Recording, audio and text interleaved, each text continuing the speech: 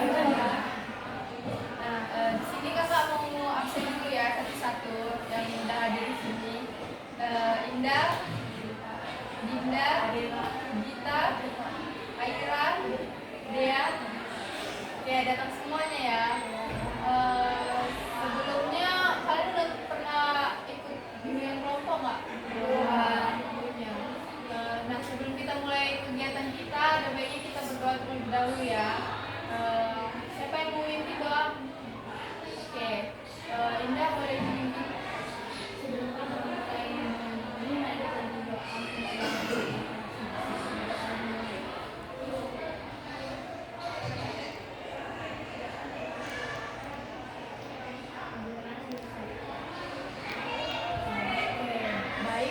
Selanjutnya kalian udah tahu belum apa bimbingan kelompok itu? Belum. Nah, di sini kakak mau jelasin bimbingan kelompok itu adalah salah satu layanan yang diberikan oleh guru BK untuk membahas topik umum dalam suatu kelompok dengan memanfaatkan dinamika kelompok. Selanjutnya kalian udah tahu belum apa aja tujuan BKP? Belum ada yang tahu ya, belum ada yang ngelakuin sebenarnya. Nah, tujuan bimbingan kelompok itu ada beberapa nih. Nah, yang pertama itu melatih kita untuk berani mengungkapkan pendapat di hadapan orang lain atau teman-teman kita. Selanjutnya ada melatih kita untuk bersikap terbuka dalam kelompok. Lalu melatih kita untuk dapat membina keakraban bersama teman-teman dalam kelompok. Selanjutnya ada melatih kita untuk dapat mengendalikan diri dalam kelompok serta bisa menemukan alternatif solusi dari permasalahan yang kita ingin bahas nanti. Nah, sebelum kita melakukan BKP ini, kakak mau memberitahu ada kita ini di BK ada 3 asas dalam melakukan bimbingan kelompok ini. Yang pertama itu asas kerahasiaan, lalu ada keterbukaan, kemandirian, dan penormatifan. Nah, asas keterbukaan ini kalian itu terbuka dalam mengungkapkan pendapat kalian masing-masing. Lalu yang kedua itu ada asas kemandirian. Nah, asas kemandirian ini kalian dilatih untuk mandiri mengungkapkan pendapat kalian dari pikiran kalian sendiri. Lalu ada yang ketiga itu asas kenormatifan. Nah, asas kenormatifan ini kalian dilatih untuk berpendapat namun secara sopan santun gitu, beretika dalam berpendapatnya. Oke, kalian di sini sudah paham untuk penjelasannya? Nah, di sini kakak juga mau menjelaskan langkah-langkah PKP kita ini. Yang pertama itu kalian bebas berpendapat. Lalu kalian sebelum berpendapat kalian juga raise hand terlebih dahulu atau angkat tangan agar kalian pada saat berpendapat tidak acak-acakan gitu, jadi teratur. Dan pendapat itu juga ada yang disalahkan ya, maksudnya kalian berpendapat itu bebas, jadi nggak ada pendapat itu yang salah. Nah, udah paham semua permainannya? Oke, nah sebelum kita mulai permainannya ada baiknya kita ice breaking dulu ya, main game. Nah, nama gamenya itu sambung kata. Nah, misalnya kakak bilang suatu kalimat. Nah, kalimat yang udah kakak bilang diulangi orang yang di samping kakak. Nah, dia udah ngulang kalimat yang kakak bilang, nanti dia menambahi kalimat yang lain lagi. Contoh, saya pergi ke sekolah. Nah, nanti dia ulangi lagi kata-kata kakak itu. Misalnya, saya pergi ke sekolah. Dia bilang, dia nyambung. Saya pergi ke sekolah, namun saya ingin nanti yang ada ini nyambung lagi apa yang dibilang dia. Oke. Kalimatnya nggak usah panjang-panjang, satu kalimat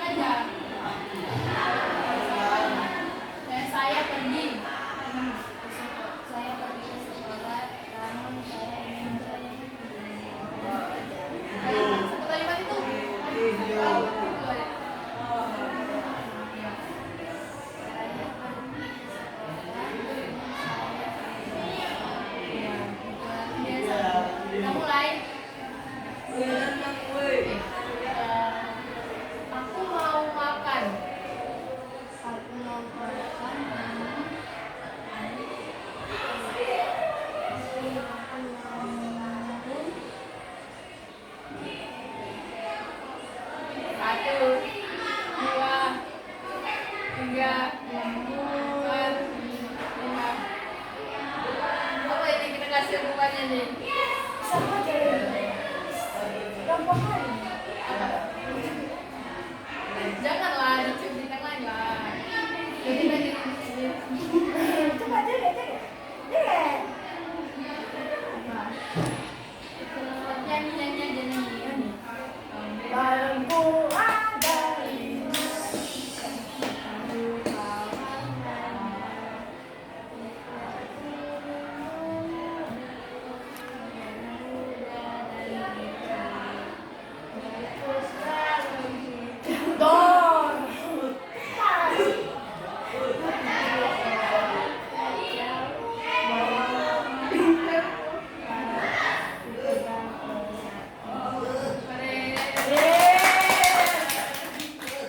Lanjut lagi nih.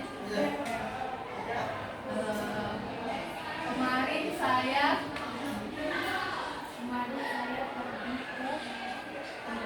kemarin saya pergi ke sekolah.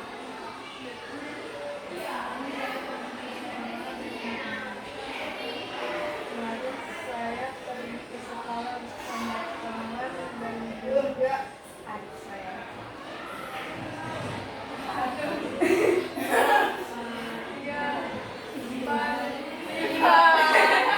Jadi ngomong.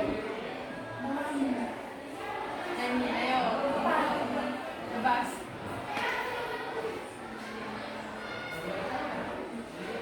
Cicak-cicak di dinding, diam-diam merayap.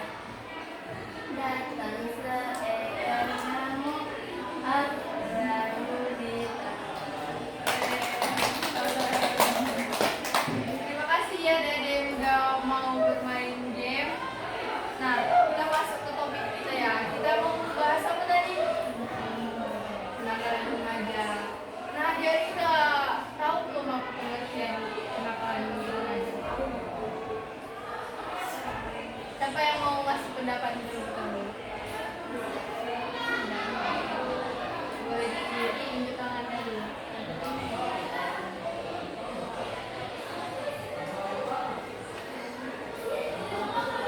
Dadah saya.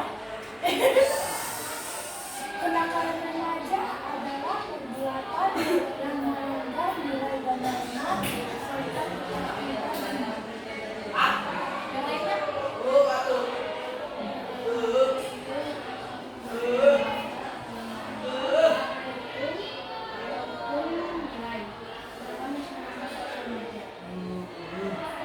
Ada yang lain ingin berpendapat?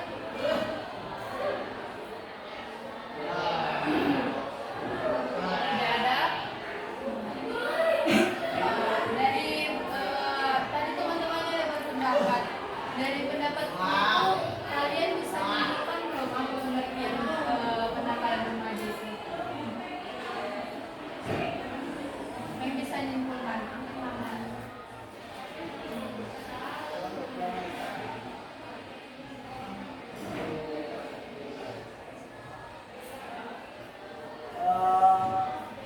Tidak ada. Oke, jadi di sini kakak dari pendapat kalian tadi itu dapat menyimpulkan bahwa kenakalan remaja itu adalah kenakalan yang disebabkan oleh remaja, di mana kenakalannya itu merusak norma dan sikap oleh remaja itu sendiri. Nah, selanjutnya itu kakak mau nanya ini, dari pengertian itu kalian tahu nggak ciri-ciri kenakalan remaja? Siapa yang mau berpendapat? Sekolah ya, si Aira.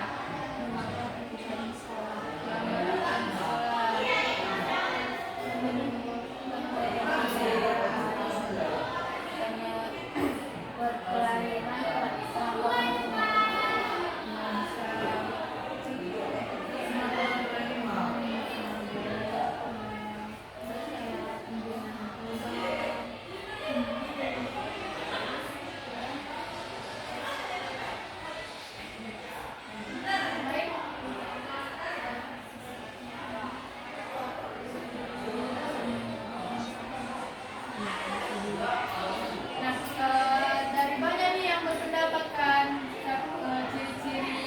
kenakalan remaja itu.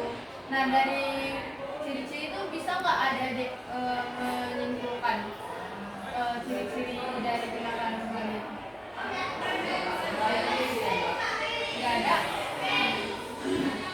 Nah, di sini kakak mau menyimpulkan. Nah, ciri-ciri tadi kenakalan remaja itu tadi seperti bolos sekolah, berlari, terus tadi ada sampai ke narkoba, juga mencuri sampai pembunuhan. Itu kesimpulan dari ciri-ciri kenakalan remaja. Nah, selanjutnya itu kalian sudah mengetahui dari kita membahas ciri-ciri kan kita harus mengetahui apa sih faktor penyebab dari kenakalan remaja kan. Nah, adik-adik udah siapa yang mau berpendapat? Siapa yang udah tahu faktor penyebab dari kenakalan remaja itu?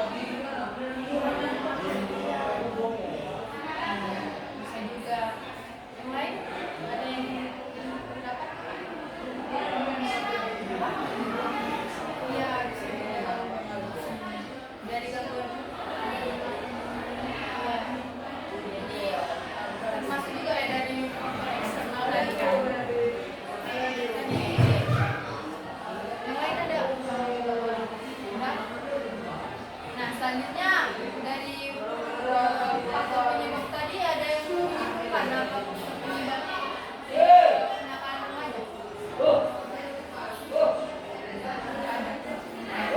Kakak simpulkan ya. Jadi faktor penyebab dari kenakalan remaja itu tadi yang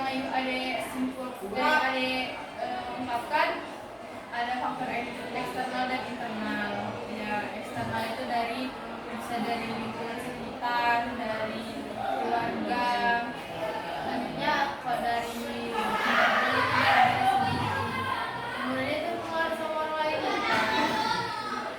Selanjutnya kita udah mengetahui nih ciri-ciri, faktor penyebab, pengertian.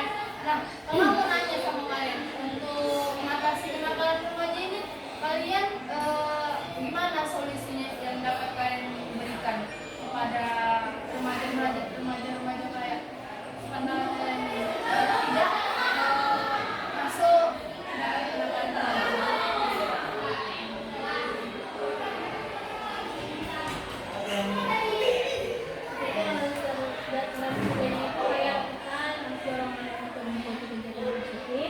terus memberikan perhatian yang berkelas emosional dan juga bisa membuka ruang konseling dan dukungan profesional. keren ya pendapatnya. Selanjutnya ada yang lain? Dari lokal agama yang kuat tidak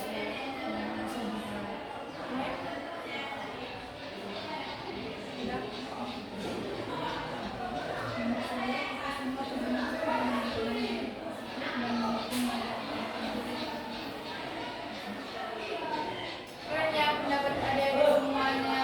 Semuanya ini udah mulai terbuka wawasannya. Nah, dari pendapat kalian tadi bisa nggak kalian menyimpulkan apa solusinya? Solusi dari kenakalan remaja ini?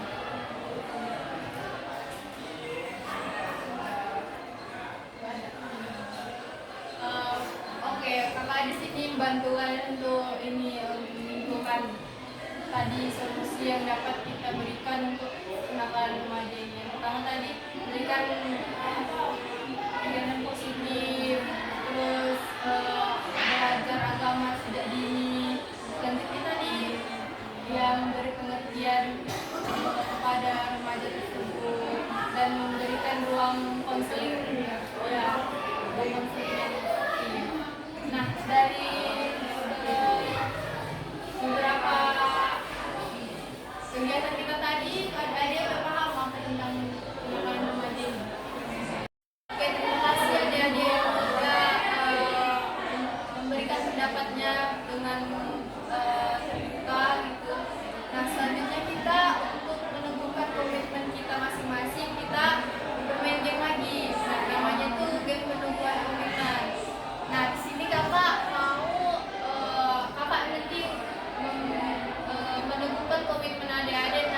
adik-adik bisa menjawab seperti ya saya bisa, saya pasti bisa gitu.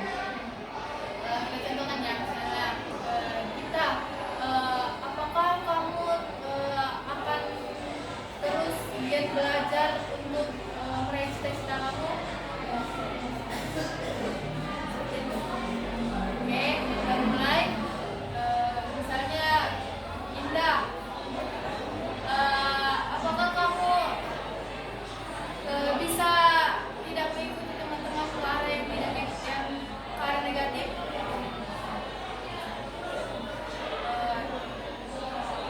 Aira, apakah kamu ingin sukses? Selanjutnya apa ya? Dea, apakah kamu ingin menjadi kebanggaan orang tua? Oke, untuk terima kasih teman-teman sudah mau main game untuk diri sendiri. Mari kita berdoa. Mungkin sudah berakhir konseling bimbingan kelompok kita kali ini. Terima kasih teman-teman semua udah mau mengikuti bimbingan kelompok kali ini. Nah, selanjutnya kapan nih kita bisa bimbingan kelompok selanjutnya?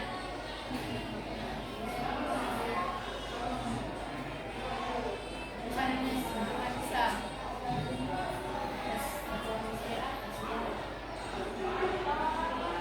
Nah, itu nanti kita kesepakati lagi waktunya. Nah, sebelum kita menutup bimbingan kelompok kita kali ini, rapidnya kita berdoa lagi untuk agama kita masing-masing. Siapa yang memimpin doa?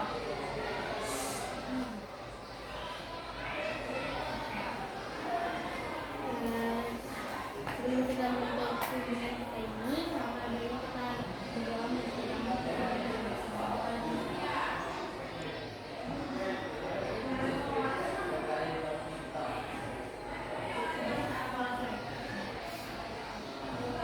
Terima kasih teman-teman yang sudah mau ikut bimbingan kelompok pada siang hari ini. Semoga ilmu yang didapatkan pada bimbingan kelompok ini bisa bermanfaat untuk kalian.